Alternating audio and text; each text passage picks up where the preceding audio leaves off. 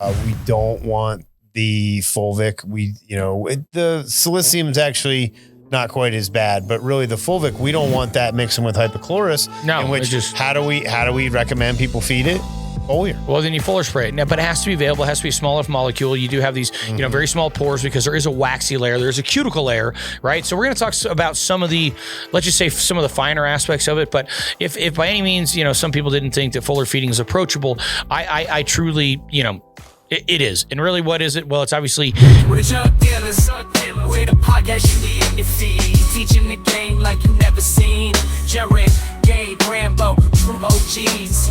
Masters of the globe, set your mind free. From Denver, Colorado, where the data's green. We set the data points for the SOPs. Jug Dealers Podcast, yes indeed. Hey, everybody. Welcome back to the Jug Dealers Podcast, where we discuss all things cannabis and lifestyle related, brought to you by the good people at 5E. And as always, available at jugdealers.net and jugdealers.shop. And Jerin, where can we go for the sample? Yes, you can also go to jugdealers.net/samples, and you can do a grower's form. Lets us know a little bit about what your grow is looking like, how much you're using per week. And then we've got a few packages you can choose from. There's cocoa blocks in there. There is pesticides if you want them. There's our infamous pep pack, which is the full New Millennium line. We've got a bunch of different additives. So, we really try to work hard to put some good packages together for you all. If you are more of the commercial type, you can either go to just the general comments, or I believe by now we should have a commercial tab that you can also go. That'll be a little more specific, for you, because obviously it's different size samples. It's a little bit different approach, and we definitely don't want to count out our commercial growers. And then also, we do have a bookings tab as well. So if you're looking for us to come buy one of your cups, we love judging cups. In fact, I'll be going down to South Africa and judging the South Africa Green Cup again for the second year, just as an example. DGC in like a week or two. We'll be at DGC. Yeah. So we'll see all you guys at the See all you people at DGC. I know we definitely have a lot of crossover with that, so shout out to the DGC. We also have an in-studio listener. She's behind the jugs. She's behind the jugs. But shout out to our very good friend. She's our jug sniffing dog. Yes, we've got a Kush Doodle. yeah, she knows where to go. We've got a Kush Doodle in studio here. Shout out to you, Eugene Monroe, and his dogs, his kennel. I got my little girly Lola in here, my little pup. She's 4 months old. So if you see her pop up and me petting something, now you know what it is. Now you know. Anyway, we are going to try something a little bit different today. We're always, really trying to bring good information here. And if it's not us giving the information, we try and give and bring good guests to have the information and whatnot. So it's going to be a little bit different. But as I just thought that, Gabe, don't we want to do a couple of shout outs before we get into that? We do want to do a couple shout outs. I'm going to be in Rochester, I believe. Rochester, that's New York. With the Harvest Moon team. Yep. We're going to be there. I think it's like June 11th and 12th, or the 12th and 13th. It's somewhere there in the middle of June. But I'm going to be out there with Mike Yosina. Is that for a Canacon or a Lucky League? I can't remember if it's any can. I can't remember which one it is. It's the show. Well, but I know I'm gonna be there. So if any of y'all want to catch up, if you want to chat, commercial to home grow, I love in fact, just catching up with people. Speaking of the bookings page, we'll go ahead and make sure and post the accurate dates that you will be there. Yep. We are trying to make sure that our bookings page is honestly, Josh, if it makes in better shape. if it makes sense for me to be there a couple extra days, And again, speaking of that commercial shout out, we do like going in and doing essentially free consulting. You know what I mean? So Gabe's obviously got a lot of experience, in large scale horticulture and cannabis production. I've got a degree in horticulture myself, so we really make quite a team going into these places. So if you are looking for us to come into your facility, never refrain from reaching out, and especially if we're going to be in an area and we're going to be in an area, reach out. I'd love to swing through and we can talk about exactly what your needs are, but it's definitely if there's any cool gardens to check out, I just love to check them out too. Buffalo, speaking of Buffalo area, I want to do a quick shout out to our good friends at Buffalo Roots as well. You're going to be there in August. Yes, I'm going to be in there in August. Their customer day, I believe, is August 16th. Again, we'll make sure the very accurate day and time is on the bookings page. We are going to be good with that, I promise. promise. But yeah, shout out to Buffalo Roots and our friends out there. Their customer day is always a great time. So we've got a lot of good support there in in Western New York. So thanks, New York. New York's crack-a-lackin'. It is. And last but not least, for me at least, speaking of roots, because we did, Harvest Moon in Buffalo Roots. Our good friends at Urban Roots. We never like to forget them. They're in Florida. Come on. Shout out to our friends Urban Roots. They are moved into the new spot. I haven't seen it yet, but I hear good things. I know that was a pain in the ass, guys. So good job getting everything moved over. All of our stuff, anything we talk about, everything is available there at Urban Roots. And then I know we wanted to do a quick little GRAMBO, you had a couple spotlight. couple GRAMBO, what you got, bud? Couple listeners to shout out, right? I have. So hell yeah, guys. We see you guys over there on YouTube. It's one of the things that don't think we don't see. We get a lot of comments, guys, so it's tough to keep up with all of them. But I wanted to make sure we shouted out Aaron Woodley. We see you out there, buddy. You're one of the top commenters out there. We really, really appreciate you. Another one of the top commenters, our guy Cannabis 5, the guy who made the Jug Dealers theme song. Cannabis vibes. Yeah, he's always bringing the vibes. He's always shouting out the products too. He's a big New Millennium user. I go through the comments quite a bit, and he is always putting out the positive cannabis. Right on, putting out the And then positive. we can't forget our boy Tuck over there. TUK. Tuck is he followed on Instagram, on YouTube, hardcore juggernaut. Amazing, amazing guy. Yes, absolutely. Long-time listener. Always good having you guys. And that is a great feature. I'm glad that we have an easier time actually recognizing the people that are out there that are actually, interacting and participating. Who else? The homie Chunky Nugs. Chunky Nugs. Who's moving up in the ranks, that kid? Hold on. Speaking of Mr. Nugs, as I like to call him, I need some more. You know what I'm talking about.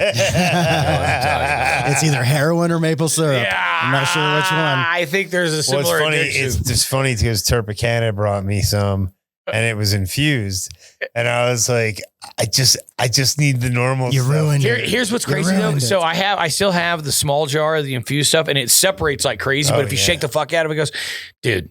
And I was like out in the Grand Canyon doing that trip, so I brought that along. Dude, that stuff is ridiculous. Oh God. Thank you guys all for the support. Really do appreciate it. Like we say, we see you out there, even if we don't always have a chance to say it. So without further ado, we're actually going to try a little bit. We're going to build a scenario here for you folks. We're going to try a little bit a different format, a little bit different setup, and I'm gonna paint a picture. Okay, I'm gonna attempt to paint a picture, and we're gonna Bob Ross. We're gonna Bob Ross this shit. Okay, without the paintbrush. But anyhow, what I'm gonna do is I'm gonna try and set up a very relatable situation, right? A situation that anybody that's grown for any length of time has been in. Yeah. And if I think a lot of people get in this position and they get so frustrated, especially if they're like a grower that has some experience, they're even afraid to reach out or even admit it or whatever, but that point of being a frustrated grower that, you've got decent plants, but they're just lacking something. And you think everything is dialed. Is dialed, right? And you're going, and you can't see it. You can't put your finger on it. And maybe even you've grown better plants and you know it. But for whatever reason, there's just been a couple of rounds where you're going, geez, man, what is missing? And you kind of bang your head against the wall to the point where you might even go, this isn't for me, right? You've got, whether it's your tent or your room or whatever, you've got it dialed. You got soil, you got newts, you got airflow. Well, in fact, Gabe, let's just go through our pyramid real quick, right? Yeah. Okay. You got light, you got environment, you got which we like is 1 and 2. You go to genetics, you go to grower. Yeah. You got the nutrients. And then you got nutrients. Nothing can overcome the one on top of it. So in other words, great genetics can't overcome a bad environment. A great grower can't overcome bad genetics. That's why we have it kind of set in those levels, right? No matter how much you do, though, it's funny because the fact that we picked this topic, no matter how much you do, what is an indoor environment always going to be missing that you have outside? Well, a certain piece of the spectrum at the very most, but also in my mind, I'm not sure. What do we get outside? A little precipitation action. Yeah, we get rain. Well, you get rain. We get not rain. only that, you also have all different types of insects. There's a whole war being fought out there, right? And you have some insects that are good insects and bad insects, and you're bringing in predatory insects. You have all these things. For our purposes today, being as we're talking about foliar feeding, this is true. we don't have rain inside. And where do you actually, and okay, this is actually interesting because and I'm going to take this one step further. What do you actually get? Where is actually a decent proportion of the total nitrogen that's available in earth, in the crust and soil and everything else? Where does that come from? Well, the atmosphere. Yes, be more specific. The clouds, because it can't just pull it out, right? Yeah. Lightning produces actual. That's right. I remember when I was doing research on the episode. Okay, so look that up. And so to your point, this rain that's coming down with all this lightning that's going on, and so there's obviously going to be some micronutrients and some nitrogen and some things that are in there, and even even when they talked about like acid rain and stuff, I wonder what even some of the constituents of that is, because maybe was it too acidic or was it like right about 5.8? You know what I mean? Well, when I went to Sacred Seed and they had we were doing the pesticide thing, and they started talking about the half-lives on pesticides and stuff. Sure. One of the things they bring up is rain. And I started thinking about it and I was like, well, it doesn't rain inside. So right. I was literally doing foliar feeds every other day because I'm trying to get these plants. And, rain, wind, and sun for the record. You know what I mean? 100%. But also, let's back this up. And this is just funny because this is nothing that we had actually written down or like talked about at all. No. But I like how you brought up the rain thing. And then now we're talking about, because here's ultimately what we're trying to talk about is like, for a lot of people, is foliar feeding the missing link? Right. So for some people, and foliar feeding, I think for a lot of people, and this is something that we've actually, we get asked more and more about foliar feeding. We also get asked more and more about, doing foliar feeding along with any type of pesticide sprays and stuff as well, doing these tandem feeds. You know what I mean? A lot of what we do, we're always telling people preferably we don't want the fulvic. The silicium's actually not quite as bad, but really the fulvic, we don't want that mixing with hypochlorous. No, in which how do we recommend people feed it?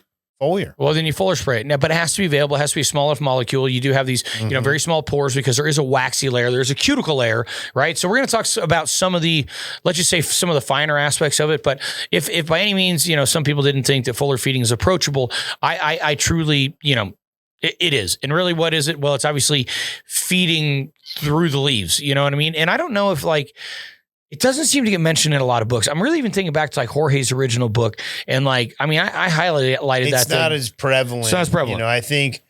I think a lot of people with nitrogen, it was a popular thing because it's available so quickly. You know what what I mean? Like when you were first learning, it was like, oh, well, foliar feed nitrogen, that'll get it to them. And in which you will see them greening up within hours. You will. And by the way, foliar feeding does work. You know what I mean? Now, if it has really large molecules of silicic acid, for example, it's not small enough to get through those pores. That's the one I really wanted to highlight on is you're almost, I don't want to say you're better off because reality is doing it through the roots is definitely a good way to apply it. But it's such a small particle, and it's literally you're saving it the distance of having to travel. If it can actually get in, which silicium, that's actually so silicium specifically, it stabilizes monomers, dimers, and trimers, which means 1, 2, or 3 units of mononorthosilicic acid. So it's very, very small. Some of these other products you actually need to bubble them for 24 hours, so you have a big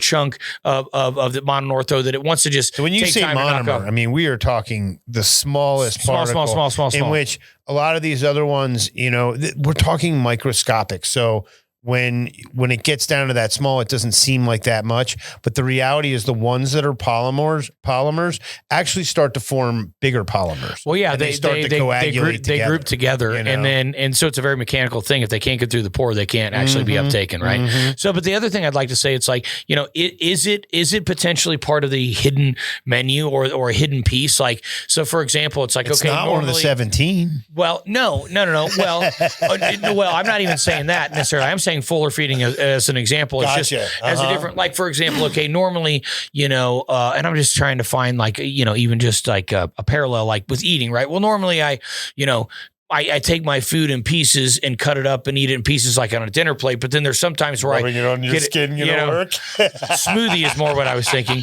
It's more like how you're blending it together, and then maybe that's uptaken because you have the more surface area and stuff like that, right? Yep. No, so there's not the quite as direct, but I was trying to find some kind of parallel. It makes me think about the Dr. Riley episode where your body metabolizes it. Hey, everybody. Didn't want to interrupt the flow of the conversation, but did want to remind you that anything we talk about that are our products, you can find at jugdealers.shop 24/7 online. Go and get it. Support us. Help us continue doing what we're doing. Jugdealers.shop. Thanks a bunch. Now back to the show. Me think about the Dr. Riley episode where your body metabolizes it through the liver. Yeah, well, and that's kind of where, and here's the thing. I think one of the reasons that people, and I know interesting thought. I think about one of the reasons why I never favored fuller feeding was because one of the reasons, and it must have came out of Ray's book, but one of the reasons was just because, I read that thing front to back.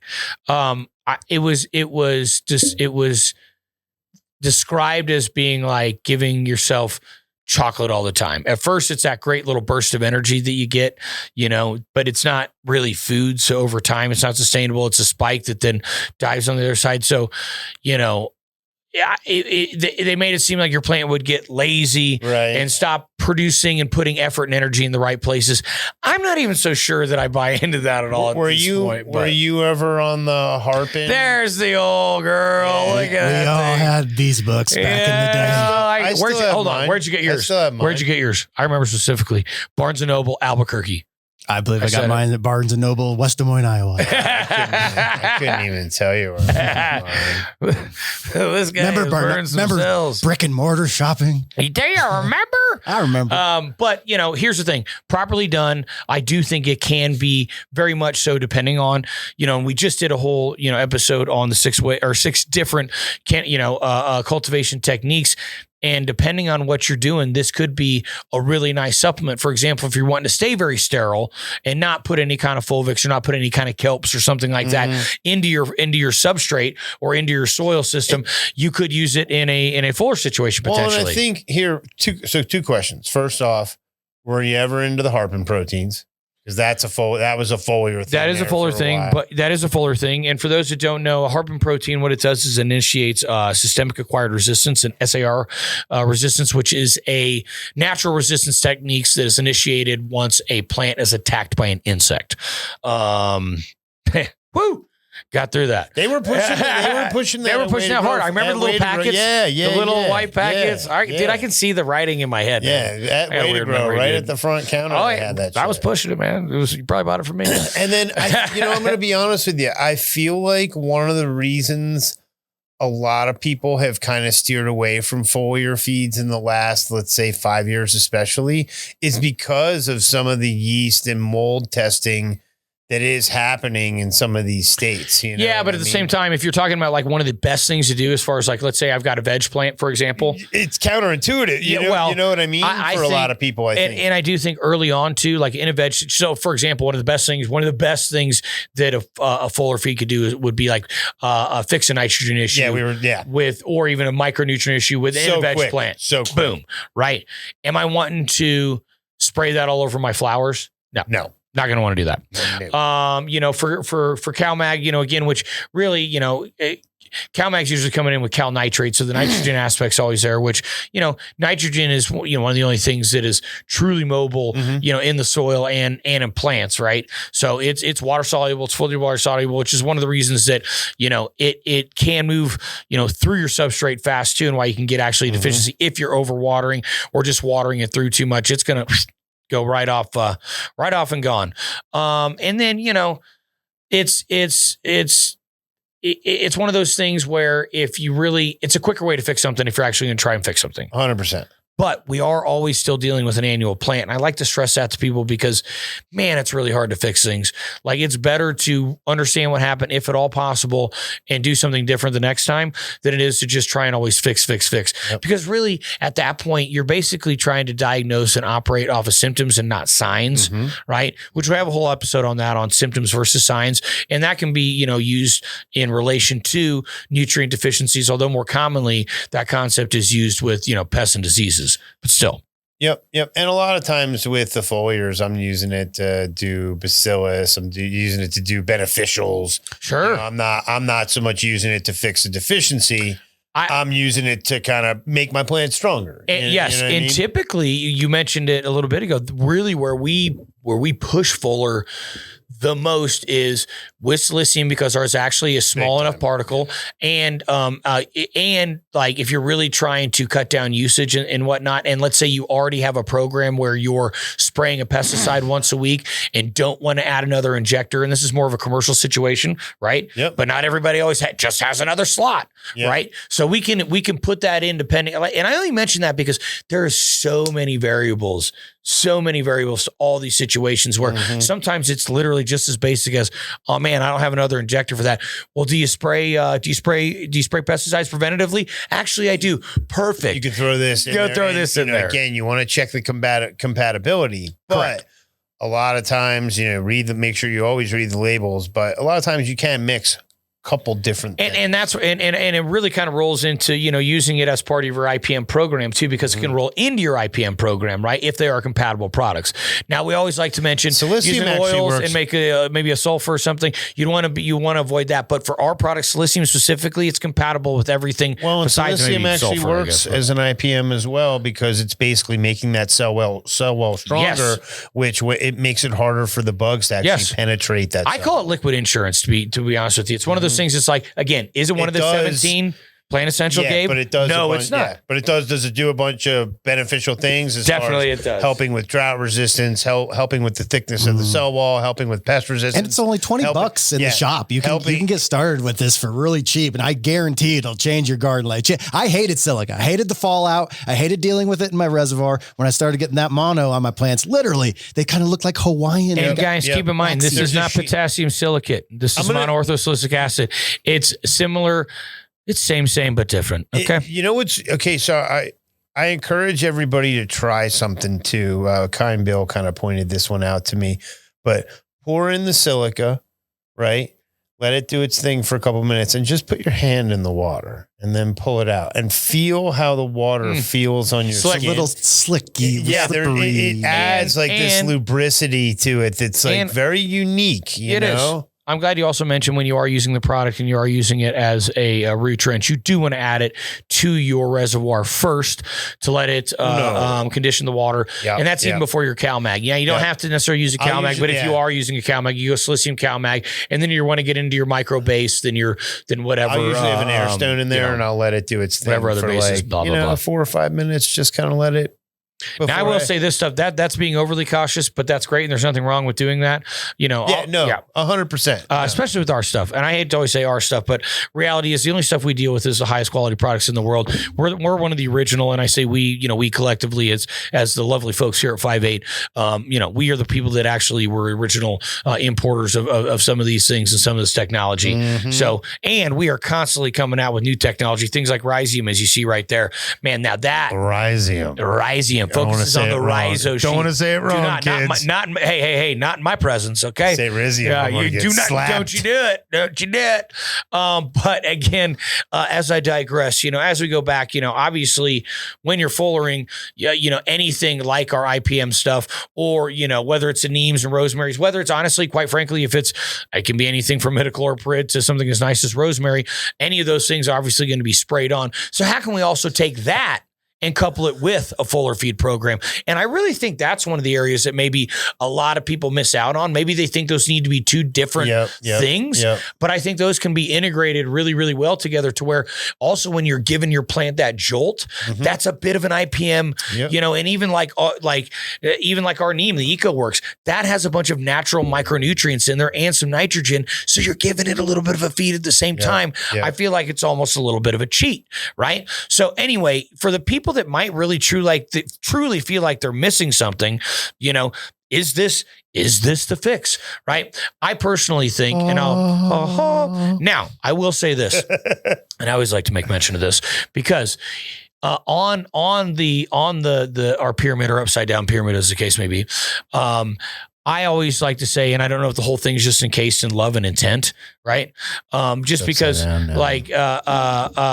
so many times I've seen people with all those things right in line, but they did it for the wrong reasons. They just didn't treat the plant for the right reasons. And, we talk about like the secret life of plants type of stuff going on and who's controlling who and, botany desire kind of Michael Pollan stuff, like, really like what's going on here. And so I truly believe, and that's why, and I love all the people I see out on the road. People love the plant janitor thing. You know what, Grambo? We need a plant janitor sticker. Yeah. I'm throwing it out there right now. We're going to have a lot more merch. Me and the guys were just taking a couple dabs and talking about. We're thinking let's up those not for nothing shirts. They might be on their way. And plant janitor shirts also on the way. That would be let's write this down. Write this down. Aren't you? Damn it! Aren't you supposed to do this? Somebody in the comments. Are you taking notes? And here's the thing. I would say if you are nervous at all about foliar feeding, because we are trying to keep this, we wanted to keep this a loose talk, and we're trying to have, maybe like a thread of a subject that then Gabe and I can kind of riff around. And that's kind of the intent on this. But, if you are foliar feeding the first time, typically people aren't just growing one plant, right? Yep. And I would say if you're doing a cut, do multiple cuts.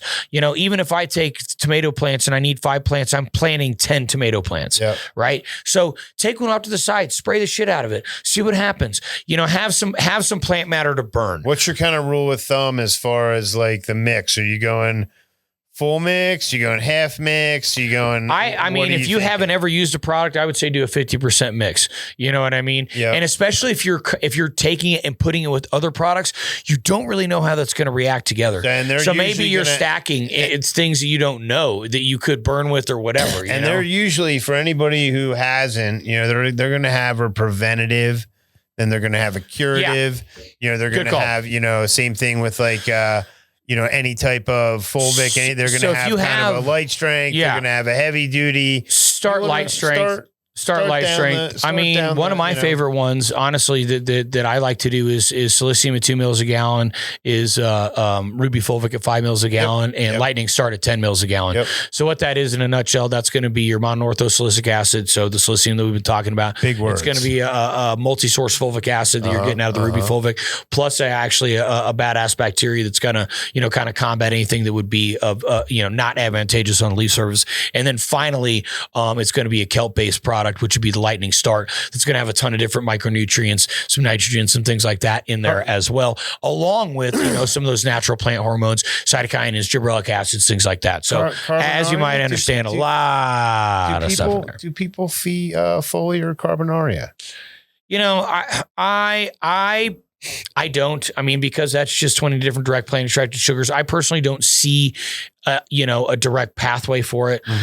Look, curious. And again, if somebody very well may be able to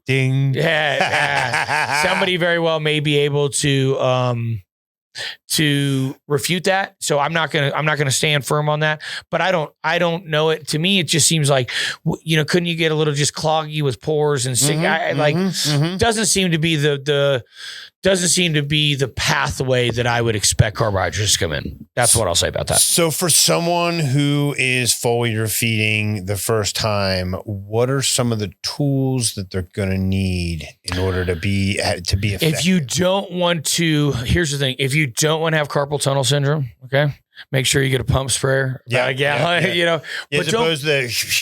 do it. Don't do it, dude. When I was young, I swear, oh my God. So avoid the carpal tunnel. I know you've got, and you're going to do a shameless drop for somebody more of a commercial one. You have a backpack or a type of sprayer that you really like. The Sebring sprayers, they're actually out of Loveland. They're made here in Shout out to Loveland, Colorado. Yeah, shout out to Sebring. Those things, if you're running a commercial operation, I believe they are available with 100-foot hoses. They do. Wow. I believe it may be a 10-gallon sprayer. They actually do have one for outdoor as well. Nice thing about them too is they have an agitator in there. And that's super nice because if the product doesn't have an emulsifier in and of itself, you're really going to want to put like either a spreader sticker emulsifier, something like a Cocoa Wet. And some products they say make sure you have an agitation. Gabe, what do you always like to tell people? So as someone who spent a lot of time in the commercial world, it doesn't matter if you use a product every single day, every day of the year. By law, you are required to read the label every single time, you know, and that's to protect you, that's to protect your employees, but understand you're supposed to read the label. So, hey, everybody, just wanted to remind you that if you want to try any of the products that you see us talking about or using in our own gardens, go to jugdealers.shop. And now back to the show. And that's to protect you, that's to protect your employees, but understand you're supposed to read the label. So a lot of times it'll tell you straight up this information on the label. It'll say, hey, make sure you use this with something that has a tank agitator. So again, Sebring sprayers. I know a lot of you guys like to use the Drams and some of the other ones. I'm not even going to talk shit on them. They're fine. But the Sebring sprayer made in Colorado, it's a badass unit. And for your little closet guys, tent guys, whatever, you can get. So, no, one thing I will say, it seems like you want a bigger one, but I'm here to tell you, they get hard. They get hard to maneuver. Well, just here's the make deal. A bigger batch. You don't, regardless of what you're spraying, you really don't want to have any left over. You don't want to be leaving it in the tank. You know, I was going to say too, from Home Depot, Ryobi actually makes a really cool little battery operated one. They're pretty good. Again, listen up. If you're using, and that's fine mist. Yep. Too. If you're using paint like sprayer. a zero top, no, they have a bug. They have a bug sprayer. There we go. That's the one. I'm on it, Gabe. That's the one. You know, and that unit. And we make nothing off Ryobi. Yeah, however, if they want to give us a call, it's actually sponsor us. You can call us. It's got a little measuring. It's got a little measuring cup on the side. But those things are actually pretty good. If you're running a zero tol or something through it, make sure that you clean out. Make sure you just clean your stuff. Make sure you clean out any unit. You know, the rule of thumb is that you triple wash any unit. So that means you rinse it, you spray it out 3 separate times. You always want to make sure that whatever you're spraying out is clear and clean and good, and that way you'll keep your sprayer units working for a very long time. And if you want at least filtered or RO water, and that's because obviously if you have too high a lime, it is going to build up in those emitters, things like that will clog stuff up. Having a pH meter on hand is always good just to check your your spray, stuff like that. So it's just as far as like tools. And can I ask you? Go ahead. I was going to say, what do you guys think about like adding surfactants as well? Break that surface temperature. Well, that was the spreader sticker surfactant, spreader sticker, emulsifier. Those are all kind of basically the same term. And it's going to depend on Thank you, GRAMBO. Again, good call, buddy. He listens. You want to thoroughly read the label. You know, it's funny because what was your surfactant way back in the day? Well, it would have been just a Dawn dish soap. Dawn dish soap. Yeah. And so like Cocoa Wet, which I've used for years and years. It's a soapy little deal. You know what I mean? Really, our EcoWorks really acts as more like we couple it with the multi and the russet, and really think of that as the spreader sticker. Yep. Right. And that's because that's why if you're like, why do we use them? Well, it's a cold pressed neem that has kind of that soapy quality to it. And it helps things stay emulsified, and it does work to help stick on the leaves. Because why do you need that? Well, the reality is that waxy layer, that cuticle layer. If you watch when it rains and how everything beads up and runs off it, that's what it's trying to do to your spray as well. So you're wanting to have something to, number one, keep it emulsified, which means it's keeping it fully mixed, right? And it's not separating out into separate parts like an oil and water situation. And then a spreader sticker or surfactant, which is a similar or same term, that's to help it just actually stay on the leaf surface. So when is going to be the ideal time? This is pretty critical for somebody to spray. And can we give some context for our indoor growers and our outdoor growers? I was actually going to do that just because I like the example that I use is really more of a farm example, right? So here's the deal. When do you want a fuller spray? Well, you want to do that like lights off, right? So and really my preference was even like maybe, like even turn the lights off 30 minutes early. And that last 30 minutes. So in a commercial building, I like to just keep the overheads on. So just the fluorescence. Now, pro tip here, remember to turn those goddamn lights out. Don't screw yourself. But I'll have it so that I have it with the overheads on. it'll be, let's say, the last half hour. Right. I'll turn all the big lights off. Now, and then if it overruns into a guy having it so it's a little bit shorter, that's fine by now. That does run into a situation where we all know when you have that light flip, you get that flush of transpiration. So you typically get that humidity spike. So, you want to be careful not to contribute to that, which is why I like doing exactly what you're saying, kind of backing it up so you're not starting it right when the lights go out. And even like you said, if your environment's on and it's good and things aren't right on top of each other, even leaving the full lights on, and we're more of a hang it high, let it fly kind of thing. Fans on, fans off. Well, here's the thing. I say fans off just because of the overspray more than anything else. And like really even from a PPE standpoint, like, I don't like it spraying places that I don't want it to be. I find in a commercial facility that if the fans are on, I get some tip burn. I can see that. And so you're a fan off guy. Yeah, for me, it's always fans off. Now, that being said, I really don't mind, let's say, if things dry out after an hour or two, I don't mind a guy going in there in the dark and turning all the wall fans on, maybe on a lower speed. Just to get that dry period. The truth of the matter is, if you have your fans on a high speed and you are foliar spraying, you will run a chance of burning. Yeah, and I don't really like that because I look at it as that's kind of a double stress. Mm-hmm. You know what I mean? So that's kind of just a pro tip there. I don't want I don't want people to kind of get in let me kind of use this in a different context, right? Because we know we have the humidity spikes. That's pretty common knowledge when you go to the dark, right? And so maybe people go, not for as many people as you would think. Well, right now on the front end, you might look at it and go, well, is it great to spray right before? And really, I have no problem with that either. And then you're already fighting the dew point. That's the problem. That's the issue there. And what that does is, so really in things like powdery mildew, they need a certain amount of wetness on the leaf, a certain amount of time. Well, and so the reality is if you're spraying a leaf that's already moist, well, that's what you're going to get this runoff that. Well, and it's not even that. What it's going to do, and then it dilutes what you're spraying. It's not even that. It's where that dew would normally dry off. Yeah. So let's say I go in and even first thing in the morning, and I'm going to go spray my field, right? And it's been that dew point is super high. You get there, it's real wet. It would have dried off by the time I'm starting spraying, but then I increase that time, so it's the total time that it's been wet because I'm adding to that 1 or 2 hours, and that could be the critical time. Because at that rate, you can really. Like if you're going to spray, you can sit there and dial back your humidity on that room before you spray. You know what I mean? Sure. And I think without because I didn't quite ever get to finish. I think the point I was trying to make there is there's a mechanical aspect to it, which that's the whole point, that if your leaf is wet for a certain amount of time, that's when this shit happens. That's my whole point. True. So if you break that up, here's what I would say though. If your building is set up right, you're not getting that. No. But my point is that's how powdery. I'm just trying to tell people how powdery mildew works. Sure. And that it comes down to a mechanical, a physical aspect of how long the leaf is wet for one period of time, an unbroken period of time. So if you contribute to that, where we normally, just as an example, only have been wet for 2 hours, but then I went and made it wet for another hour. So now it's a total of 3 hours. Now you're going to end up with a problem. And by the way, these times are not exact, but it's literally that specific. It's that specific specifically from a fungal and a powdery mildew standpoint. Believe it or not, and that's why we break those up. That's the only point in that. Here's what I would say though is. We talk about the pyramid with the ability to have control over that environment. That's actually one of the biggest things I preach to people is that you try to avoid that point where you would get a dew point. Of course, if you have, what I'm saying? Of course.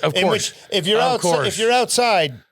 And you can't do anything. And here's my point. My only point was, and even for people that are growing outside, and that's what we were trying to say is let's put something outside. Yeah, that was one of the things. That's a different Well, that's what I'm trying to talk about. It's the people don't go out first thing in the morning and spray your plants because you're going to extend that time period that your plants have been wet.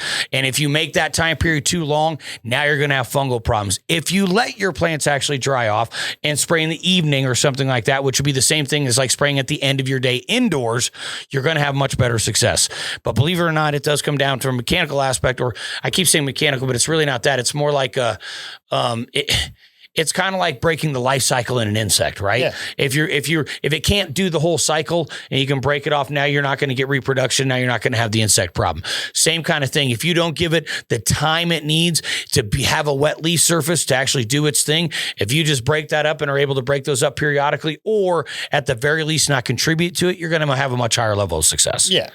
You know, so, I mean, fuller feed, but that's, anyway, that was just trying to give a little bit more of an outdoor perspective when you do have those 2 points, 100%. even here in Colorado, right? And like people think like go first thing in the morning, and it's like you really need shit to dry up first. I think people think or you can do the old, I guess you could do the old blower trick on the big plants like they do in Cali. I think people think you can't get powdery mildew outside in Colorado, and that's not true at all. That's not true. That's not true. But I think people from back east are like, oh, well, you're in the desert. There's no powdery mildew in the desert. And I think the only time that people would truly get it here is if they do like what I was talking about and lengthen that total wetness time. Mm-hmm. Otherwise, it's really not going to happen in Colorado.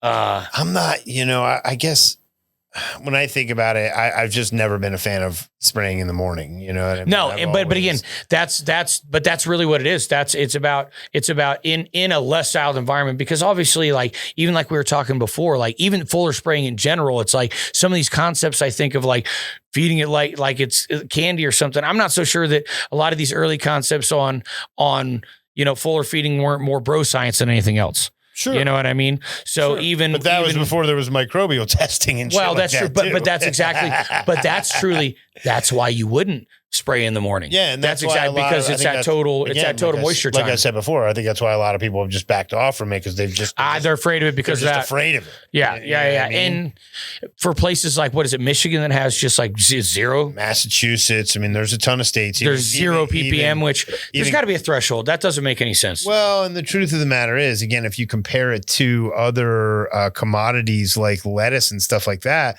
lettuce is at 50,000. Yeah. So again, but you're also not smoking it. That's 50,000 colony forming units. I don't even know what it is in tobacco. I've never bothered to check. It's probably a lot. If anybody does know that number, I'd actually be super. We could probably look it up. But the truth of the matter is, that's funny. What if it's more than lettuce? When they're talking about dude, again, you're allowed like 50, bro, it dies when you smoke. You're allowed like 50 aphids per head of lettuce, and like all these. You're allowed like multiple rat turds per can of spaghetti. Let's not sit here like it acts like let's not act like we haven't smoked some mold in our life. This is way more. The rules are way more stringent. And I think this is funny, because actually the whole bottom end of this is like the whole nuances of fuller, the stuff that we've been having this spirited discussion about is really the nuances of like, and like where there is more than just spraying and praying, right? That's. I mean, I spray sulfur, and it's funny because sulfur is an element, but it's also kind of a pesticide. And don't come back with oil on top of that, Burn City, baby. Ooh, so it's going to be dicey. But there's definitely nuances to it. And then you're talking about, is it for fuller feeding? Is it for IPM? It's funny I brought up sulfur. Or is it the same? It's funny I brought up sulfur before we even saw that note. Well, of course, yeah. It's I always used to argue in the commercial space, and I'm like, well, if you're using it as as an element.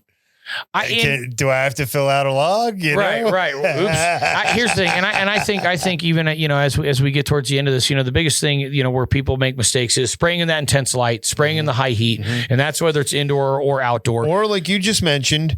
Be careful with oils and sulfur type thing. What do you mix? A lot of times, there's definitely an amount of time that I go if I'm going to spray those two things. But a lot of times I'll use a Zerotol. I was about to say you'll do a rinse, a specific I'll do rinse. A rinse. Sometimes I'll do two rinses, and then I'll use whatever other product. But again. Like you said, it's very important to be cognizant and take notes. Hey, man, we sprayed what this. What did you do last? Yeah. There's a reason they have those pesticide applicator logs. And what are your goal? Which I actually more and more favor the dual, the actually doing IPM with fuller feeds, because using an IPM product that I'm using regularly but isn't harsh, I much prefer doing that. So it makes sense to kind of doing an IPM feed. I don't know if anybody's really coined that term, but I like doing solventless. Did you just discover something? Did I mark Mark that down. I do think though it is important to know what is your goal. Is it fuller feeding? Is it IPM? Is it both? You know what I mean? And then watch using, unfiltered tap water, because you can have some clogging issues, or you could even have, if you were using well water, I could assume that maybe things could get a little wonky. Dude, I don't know. That one dude that I met in Virginia had the iron eating microbes or something in his well water. I don't even remember. There was some scary shit in there. That's all I'm gonna say. That's all I'm gonna say. This is wow. His plants were iron deficient because he had these iron eating. Because I was like, plants really don't get iron deficiencies. Not really that big a thing. Wow. Well, anyway, and we digress. And the beat goes on. Yeah, and the beat goes on. So don't use your completely unfiltered tap, or more specifically, well water, unless you want to have some problems. That's a thing I see more back east, I guess, than I see out here. Dude, can you believe this dog? She's absolutely chilling. She's just not doing it. No, she's our new studio dog. She's just laying here. I kept cutting to it thinking I'll grab a shot of her. No, she's just passed out. She doesn't even care. She's going off our vibe. We had a little dab sesh before the thing. So this is a little bit mellow episode. Yeah. Twinkle toes over This has been good. And honestly, if people have, I don't know, maybe it's even interesting to pose questions and try and do, episodes around a question or something like this. Sure. But, the concept was at the end of the day, and just to wrap it up, is this the breakthrough? Is this the piece that you might need? Is this what you want? Are you missing something? And I would always say, even for the best growers out there, I don't think any of them would ever sit there and say that I've done it all, that there's nothing else I can do. And I always like to always go back to don't overthink things. There's so many times when, people go, oh, this one leaf looks bad. What do we like to tell them? Okay. Pull it off. Just throw it away. How's the rest of the plant look? Oh man, it looks great. No offense, but why are we talking? Now, hold on. Yeah. What if you pull it off and some other leaves get fucked up? Okay. Keep paying attention. Okay. Keep paying attention. Oh, there she is. Look who decided to get even cuter. Studio dog. There she is. There she is. Woolly bear. Oh, dude, this episode's getting 100,000 views now. Oh, my little Lola. Who She's my wins the cush internet doodle. today? Say hi, Lola. Say hi. A cush doodle. I wouldn't expect anything. Yeah, she's a little Studio dog. Studio dog. If you've stayed this long, you win the internet today because she's a good dog. There she is. Okay, good girl. Growing fast. Thank you again, Eugene. She's going to go. She's like, hey, now you woke me up. But no, look, I let plants be plants. I always like to, say, really don't overthink it. I can't tell you how many times that I've answered questions from people, and then I ultimately go, well, how does the plant look? They go, it looks great. Then what are we even worried about? Or people worry about, too much, I think sometimes, about what should the exact runoff be, or what should, the exact pH be, or what should, any of these. I had someone hit me up not too long ago. They go, what's the highest runoff you've ever seen? I was like 15. He's like, yeah, my plants are at 16. He's like, they look great. And I was like, all right then. Dude. Well, yeah, I mean, again, it doesn't, what do you say to that?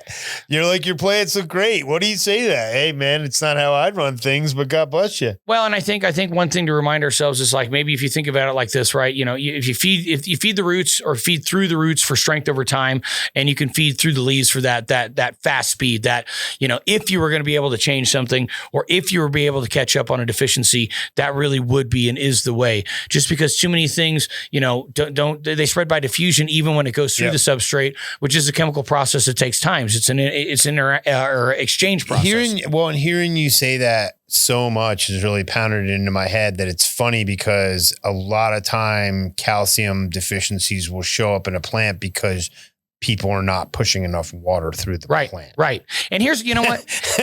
Well, you know what I'm saying? And it's funny because that is the How thing. else does it get that is the thing, and it's not that the calcium's not there. It's that you're not getting underwatering your plant, and it's not getting through, and then you're not transpiring enough, so you're not running enough through there. It's not making it to the top of the plant. Plants don't even drink water. The water just passes through them and drops off the nutrients on the way, right?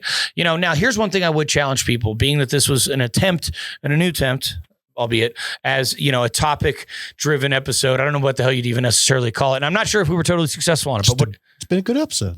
So anyway, if I would challenge you to do one thing, one fuller feed that I truly believe you're going to see, do it with the silicic acid, much preferably Slicium, which is our silicic acid.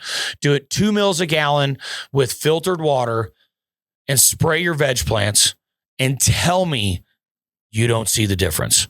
I challenge you that. That's going to be one of the easiest, most straightforward, if you want to call it a fuller experiment or whatever, that's what I would do. And, we've got a little closing line here that Mr. GRAMBO has put together for us. Scotty's rubbing off on me with this is so cute. The final thoughts, where it's like sometimes the plant doesn't want more from below. Deep thoughts from Jack Handy. It wants a whisper from above. A whisper from above. Just like me. But I do say, I honestly don't overthink your plants, guys. They were here before us, they'll be here after us. They're, they may not have a brain per se, but, they control the shit out of us. Look at all this crap we're doing. Clean it up, these plants. Clean it up, janitor boy. Yeah. Hey, look, like I said, plant janitor shirts incoming.